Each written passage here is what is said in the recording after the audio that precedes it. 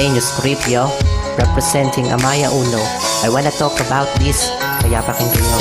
Halos isang buong Amaya ang nais na mabanggit. Na amin ang pinababatid, lugar na di mawawaglit. Bawat titig nakalakad at ito'y nakalaan sa Mga hilig ay tinig at himig ng taga-Amaya. Simula na maimulat ang aming mga mata.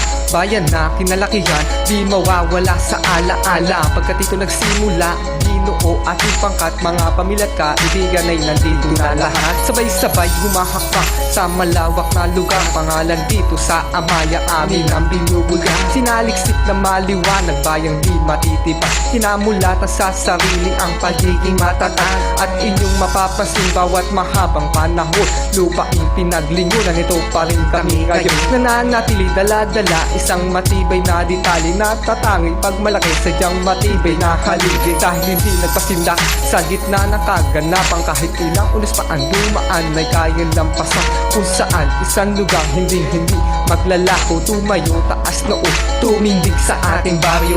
Amaya ang lugar na amin ang kinagisnan. Ang mamuhay ng tahimik, dito ko lamang natikman. Bayan na sinilangan ay malayo sa gulo. Lahat ng pangarap ay dito ko lamang nabuo. Pinaguyod ng mataas pangalan ng aming lugar. Matayog na sinagisag pinadama aming radar. Pinubungad na bakurang baryo dito sa Balo. Binuo mga awitin sinulat namin ng hindi takot. Pinaabot ang mensahe at aming ibibitaw. Ito'y mungkahi na kailan pa man aming isisigaw. Sinasayaw sa oras ng kanyang kaarawan, masasaya sa araw ng kanyang kapistahan. Pasukin pa ang kalooban ay madidinig mo ang simbahan. Pumunta ka pa sa kaduluhan ay masisilayan mo ang bataan.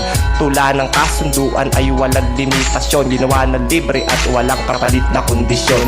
Halos isang buong Amaya ang nais na mabanggit. Na amin ang pinababatid, lugar na di mawawaglit. bawat titig nakalakad at ito'y nakalaan sa Mga hilig ay tinig at himig ng taga-Amaya. Halos isang buong Amaya ang nais na mabanggit. Na amin ang pinababatid, lugar na di mawawaglit. bawat titig nakalakad at ito'y nakalaan sa Mga hilig ay tinig at himig ng taga-Amaya. Amaya na nga, ngayon ang aming binabanggit. Lupain na may tatak, hindi ito mawawaglit. Sagisag ng ating watawat ka ng pamailagay sa dibdib. Lugar na sinimulan, di maglalaho sa aking isip. At tinatapak